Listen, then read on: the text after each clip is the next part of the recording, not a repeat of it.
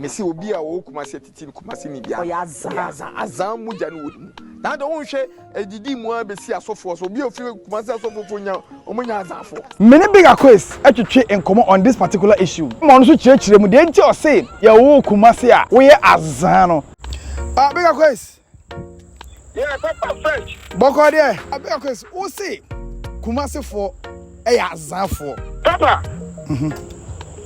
Obi a me kan sa asem we a on ti ase a wono ne di na dwene en kan de fofo bia no a de me kan no oni ma se kire na mum no na dwene ye ne se de me kan no e na sum bi ensem bi a de me kan no enya enipa ko no na dwene mu nyedu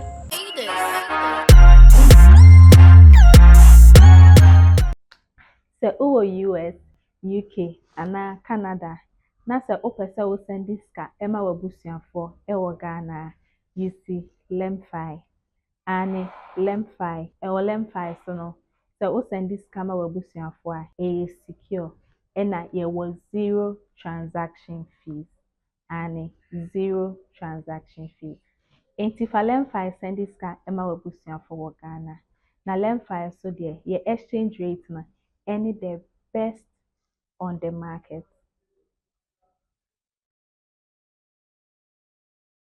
Alright, here church obi a Poleeno Multimedia me dey the fresh boy Papa J. Makacho say anytime you be who say me nkwa me piem say na matter come ase kese pa etimi apa deserve say bowre 1 or 2 na fe no ye bi nsem ne e de kire o. And a big Akwess medwam e de asem bia be tudwa na asem akwesi de be tudwa no ano den pa akwesi asem a waka no ano den pa before say me dey asem no e be bra no say me bie mo de a kire no wo Canada UK USA ma men chika chose so person send ska e de busuafo e wo Ghana LM5 app de kan wa asem a better man for sheda en sheda testament to munya ba mo de LM5 aye transactions no de otimi say omunya benefit be pass first time I download the app ni see akwa Apple Store and say Play Store na download the app no wo send ska from $100 e ko na first time LM5 e de $30 e ka ho na mo referral code and so promo code enye Poleeno POLEENO LM5 be so no treat you nice pa we the best rate on the money transfer market we betimi dey send them obi o mobile money wallet so and as a bank account so big Akwess akofa asem ade aba big Akwess asem all kan nyina ne say o say si ewu Kumasi yawo Kumasi nkwa dia na ye de subi enso edware wa anase wotina Kumasi yawo Kumasi twa furu ma Kumasi di suo edware wo Kumasi yankwa dia naturally wo Azaar moja ewo mu big Akwess shemo say si e ka Azaar pa 419 Azaar pa yenza obi yemfa ya adwene bi ti obi enji bibi free nsam pa dia e Kumasi phone na de bae o se Kumasi phone na de bae ko se Kumasi phone na timi de phone samana edane phone etomo obi Kumasi phone na timi de permi cream container ni bi permi cream container no ni e de gari aguase na ye de permi cream kakra etare ani na ya ton am obi o se Kumasi phone na de Azaar pa fe sa Azaar e ba Ghana ha sei enti ye pe o fi Kumasi nko dia Azaar spirit ebi wo mu o se asofofo mpo asofofo no fi Kumasi o mu twi preach no o mu Azaar o mu ye Azaar o mu ye big Akwess asema o de ababetu edwa eno no na me enye me na me ka asem ni ntino me mpese me kan gidigidi akasama big Akwess enti me free big Akwess na me ne no eni nkomo no ombie nsem nani enkyeremu ye pa emfa enkyere Mesi obi a wo Kumasi titi Kumasi ni bia. Azaar muja no wodi mu. Na do wonhwe edidi mu abesi asofo so obi ofi Kumasi asofo nya omunya Azaarfo. Mesi obi a wu ni Kumasi titi ni Kumasi. Odware Kumasi edi subini edware ni Kumasi. Azaar. E wo ho na utwu tane betin ye pe. The spirit of Azaar honhom no wo Kumasi ne ba begura. Enti udu kejetia se ye yi obi fun ye chenyi obi fun nyina e Kumasi fun na. Enti wo kan ma ne mema nyina na se mema ne nko a. Ma ne mema nyina. Azaar spirit no wo. Many big Akwess etwetwe enkomo on this particular issue. E mo no so kirekire mu de nti o say ya wo Kumasi a wo ye Azaar no Yen go tie komo na me Big Akwess di ye no na yenyi nchiremu every Big Akwess eho. Big Akwess. Yeah, papa fresh. Boko there. Yakuba do me ho ya pa. Eda nyame ase. Big Akwess, wo say Kumasi for Azaar for. Big Akwess. Papa me too. Yes, me too. Wo say Kumasi for Azaar for. Obi a wo Kumasi de subi nsu adware ni bia no. Oya Azaar. Akwess asem a wo kan, bipacho kiremu ye na wanya asem kiremu ye. Papa. Obi a me kan sa asem we a on ti ase a wono ne di na dwene kind fufu bia no. A de me kan no oni ma se kire. Na emum no na dwene ye ne se de me kan no na sum bi ensem bi a de me kan no enya enipa ko no na dwene mu nyedu. Ade o kan Akwasi? Yes. Enipa ko na dwene mu nyedu. Aha, me too. Ni se su bi se Kumasi se di tu bi dare o. Ne se so onu su ni bi. Ne se uchi Kumasi Azaar tumi Azaar hum atu mu. Wow. Yes. As a child say, Obi a wo ti Kumasi bia nim say, Kumasi o ti wonu ma, o ye smart. Obi won mo bitimi de bibia ya Azaar bia en e bia bitimi adia yo because won Azaar na wo Kumasi na wo utrim. Kumasi ne be kire wo say, ni amu e wo Kumasi se be ka se wo se koi aya Asante mo. Ye ni kosia ye no Kumasi so touch so we I am Asante kosia. Okay. Ye ndia jene e Kumasi so we asante jene. That is Kumasi no. Kumasi na oba se fa ye timidi kiso. E timidi dan phone. Yeah. Kumasi na so oba ya so phone bi se ba kire o se se o de mu die e wo soro na da che on sabeka. Na so no de ne ma ene ne yire mu nyina atia boche na ne ma ko school papa e wo Ghana ha. Kumasi na so ba se pena yetimi e de transa mo pa wani je won de to won fi se transa we dia fe e so be du fie no me ye ntuma go mi ahyehyade ama wo. Kumasi na oba ye no ayin fomu Kumasi a otumfo nana me bo dia da ka asem kaka otumfo atiku eye ayin fofo ni pi e kunya so e san se asase ba ko tibi to mani pa fo Kumasi no. Kumasi na oba sister London ye Kumasi no. Kumasi na oba so wo abrochire necessary usika wenya wo pese osi dan wo Kumasi a na de suma wo de mani Kumasi ni abrantia obi so kuchucho obi apictures no aka cho so dan de dey no. Kumasi no. Kumasi na sawo ba ye tika cho se Kumasi na ko dia kache ana hwo wo suye. Basa wo kon kadia e tuka se ne Kumasi kana ko dia ane kobla. Kumasi no. Kumasi na se oba se pana. Se wo binchi ye ko woni timiti ma wo timi se woni afi. Ena no ka sei. Tafo enya no mo kwai tafo panko no. Kumasi ene sha ye. Yeah. Yes. Kumasi na oba the whole world. The whole Ghana. Kumasi kwana ye wo ba bia e fon mo tinka. How pass a person to had dear. We are so for winning a cost. Okay. Kumasi obi etimi o ti kokoso nana otimi ni din etimi edije ejapaje di fi obi me o se kokoso nana. Otumfo nana enso na tani papa no na be bi otumfo kwa te ko no onim ho. Kumasi no. Okay. Kumasi na obi timi so no pa no address no kama no si utumo kwa this case. Was me kwa juma be no ko obeka che wo se me pass na me pesi che motom se sia na frato me speak chima ne bai ma miskamfa ka ampa the whole day say ni pa ko no since obeye no e che se wo wote eye banga wo yeses Akwess ukuta points pa o.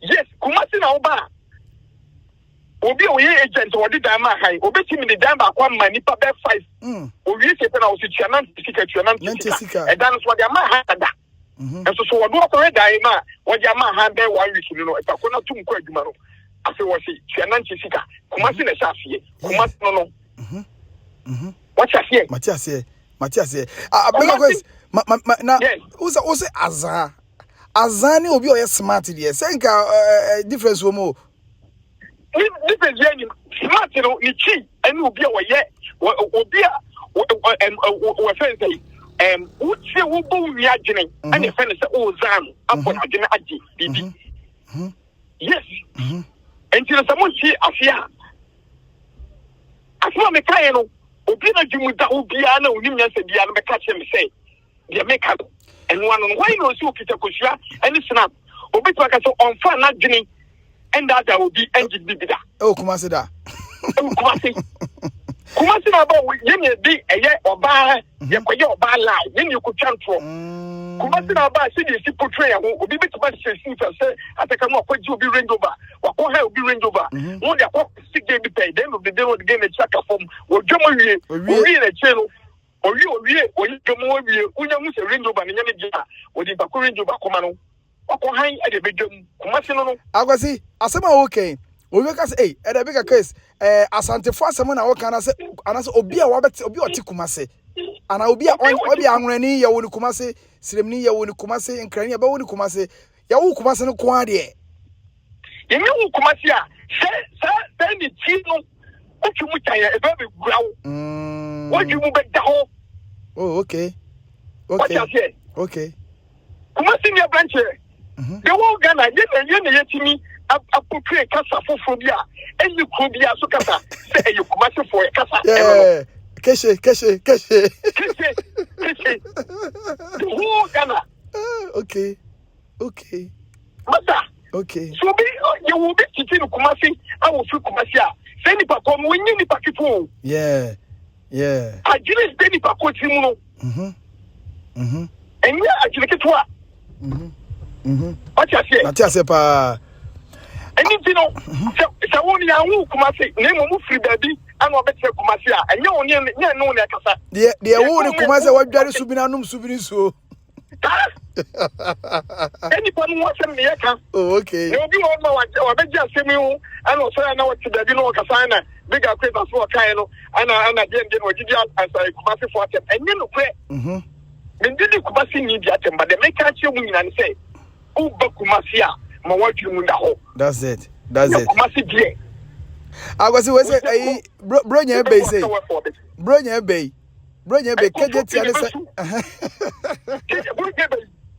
mu fia group so Kumasi abedi gadi akọ be so oba be tiam e ready cha be bag Kumasi is be cha bag ni e ji usika obedu so papa de obedu na de kono na usika ni se bag wo so kwa no wo be ko chai na be Akwesi oka asofo asem asofo say asofo so ya Azaar Akwesi ubenya asem o ye tiene say asofo asema me kai yi nyina wo Ghana ni ti Kumasi asofo di chi anomo e de akankasa no mo de epichi e de mame e de tiye mi free boy ga ntibenti boy ga for kasa ana me nyen kan ntibenti nka for kasa etiro e uko e yeko wa menti ko kasa o be se ko fanti menti fanti kasa ye ni alma sofo ye brother sofo ye ni anka papa ma sofo no omo ne preach ka chere en say to abodo for to insulin na dache won sabeka se to ade mu die e wo soro na dache won sabeka se sofo si ye de ne ba Kumasi a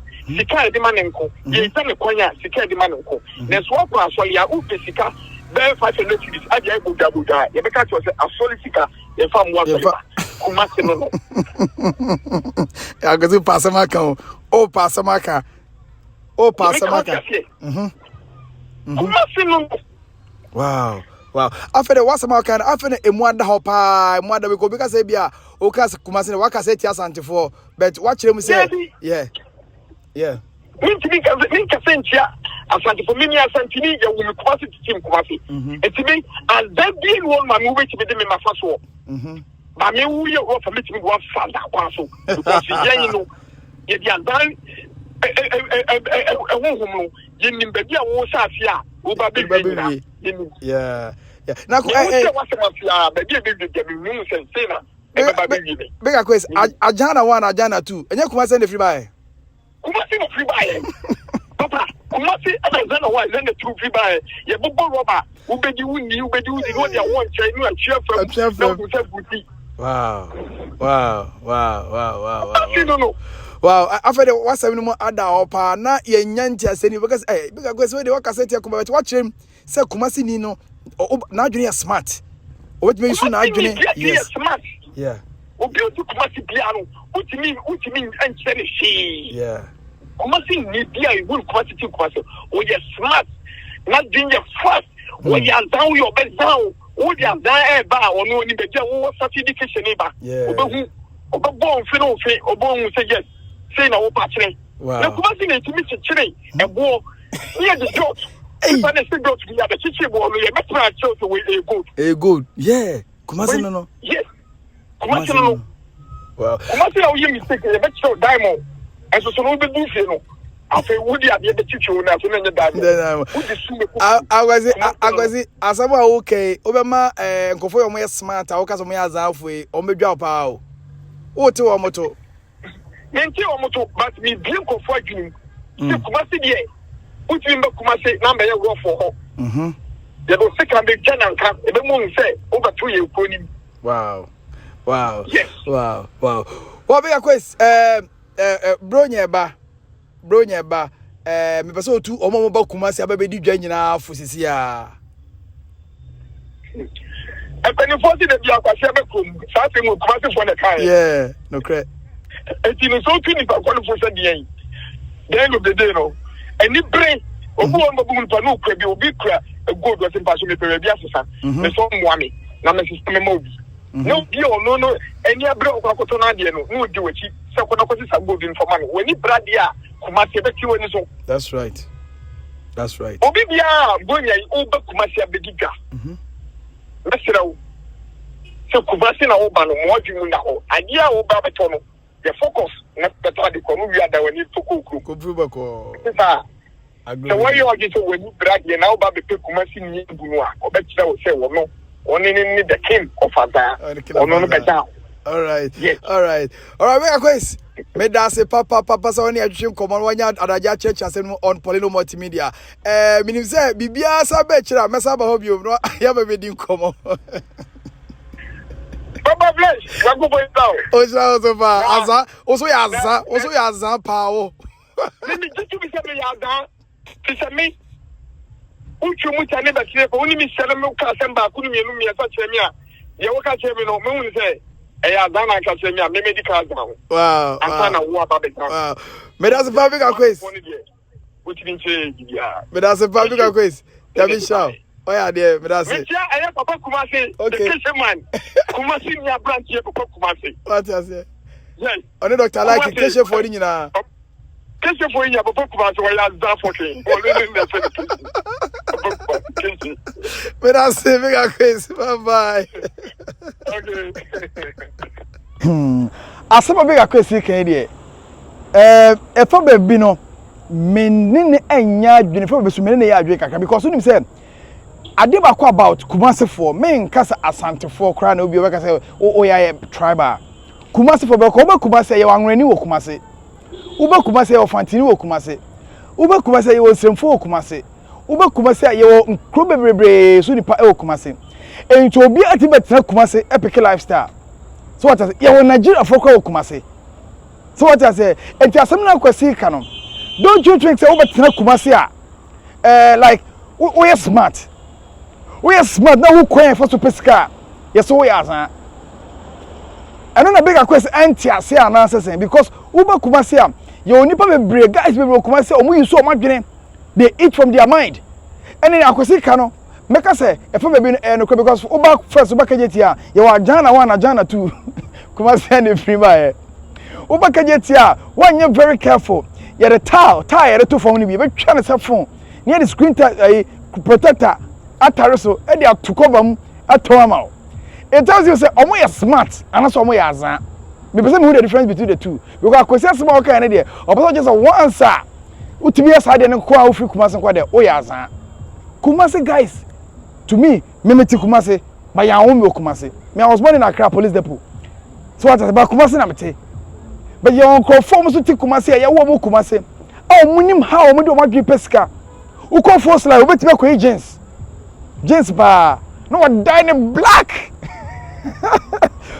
wada pastor no share jeans bi da first e nkora no wada ne black jeans no insuo top so pe ba bi fa obi beti be kwa jeans no shin blue Abidjan blue pa no to so share starch no de gina kire nkwa no eno ye onkofo ye ton mo eno oton ma wa na so di ko tu fie na insuo mu na ana de share insuo be mo say jeans no say anya blue ana say anya black does that mean say ni pa no ya za e smart one ye onkuta business mentality omadwene mu ne do eno nti ena omo ti bi do omadwen e sala no that doesn't mean so omo ya azan but akwesi che say sadie no unye Kumasi ni a untimi nye because unye da azan so ni bi eden e wo mu obi ba kaje tia obedi dwa odu ho ya table asi ho emi o de pen si ho o de dua si ho se na ahoma so mpede se what diska o de si ho ni atwe na ahoma na fa ho ba ko di e mienu odi afa e ko 3 times na so ni dem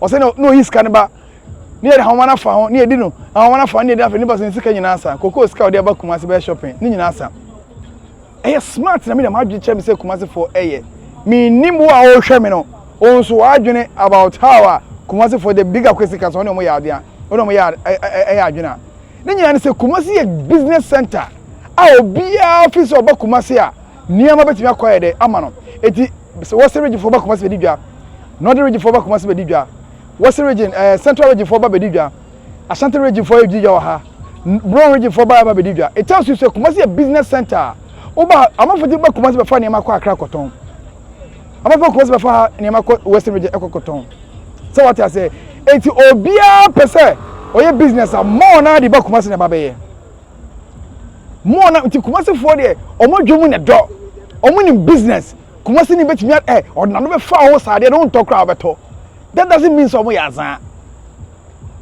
that doesn't mean so Kumasi for yazan ade no ntokra so na no fa o hima mpaboa no ntokwa de onan be wura mpaboa no mama ona akọ o ti se mpaboa yi enkoni paipa o de rubber ha Kumasi for o de rubber be show nan o de wura na akoton kro o to ya odufia o de say afa na otogusun ha Kumasi for a guy what I say asama big Akwess canon me sheda M14 bebre all point they say Kumasi ni on business here or na no be fa ho amoto uko railways one ma help me atom pabo no onye wadwe say o bo ayi ho de eyi na ye de ombo na ebo ni say no akwan be chim pabo pin no o say pabo de bi ebe wai jai mami nya na de ma o de ba o bo pin no pa obi o say 2 million eh number 1 kwata on say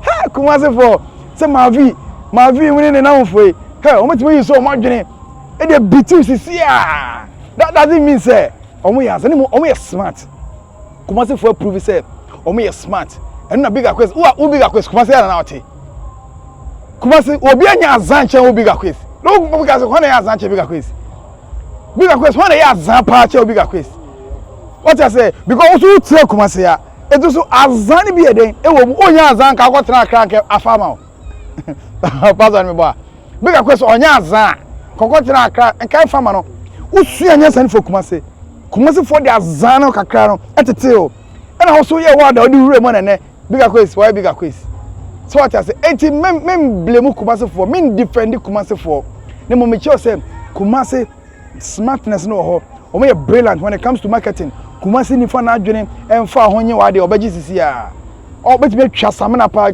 samina ibi kisop ni a sharp ne kaba cell phone ni the protector to so ni the shake over ni twa ba iPhone 13 yeto no kejetia yeto no railway square ho but obetwa mo obetwa so ni e no kwa akra boys a omugu circle mo twa phone shake go phone nya o mi na Kumasi boys what I say omo is smart they know how to make money. Being smart doesn't mean say we azan. And answer we azan. And answer we smart we azan na. We a big question na. Ye dey mamu nyina. E dey big Akwess. What proof point? Our man for near that. Na minim e fi na rekọ no. Se big Akwess Kumasi a Kumasi for. Minim dey Kumasi for e share big Akwess o mo ne be ka debate. I think say what big Akwess asem ya waka ya o ne be ya adwene because Kumasi dey name we akoso. Password niam akoso bitim edidwa obewie o kwafe na o sresre ni nyina ekoso ewo Kumasi obitimi ba say diamond oh mema diamond jiguta be mie so ye ko papa bi wo ha koja me ho oton diamond ye koja me ho me free session e ba na so me nim obi a ye ko koja me na me de koma na mema obi o ma obi no da she pepem no afodi ho se me miem wo ko afa she wo sika no e betwi mercury bi fi sika no e de aba diamond no betwi mercury e de aba sika no wo ko fa wo sika kase na de ba so de diamond na she no wa chechire wo da she rubber mama password so ko fia me mie emia no a bi aba 3 days wo bie waju sika no de lotto paper ahye ho no o se me mie fa ko fia 3 days wo bie 3 days wo ko na mercury na twiska na wo diamond na twiska wo mercury no nyina na ase aye kese na so kwa kwesa wo ko bie so 3 days na lotto paper bossama Kumasi for come for Kumasi people. All right, it is all about Kumasi at Christmas we morning now. About Kumasi at Christmas morning now. Enye Kumasi nkwa oko Kantamanto, oko Circle, oko baby at Chima market, Kotokrawa market, fa baby oko akodi dwa bia no. Aya morning now na Christmas birthday. Azaar enye Kumasi nkwa na wo. Azaar e wo baby a. Medim the fresh boy Papa J ha Poleeno Multimedia. Anybody Azaar nkomo. Big Akwess. What's up, baby? What's up, baby? I'm Kumasi for channel. Password and handle camera edited BBA. The second producer, Poleeno Ade Armstrong. Thank you for watching. Nemo hwenu anko yo biaza. Ni yankwa nkwache. Ankwa nkugwa. Yebese share you.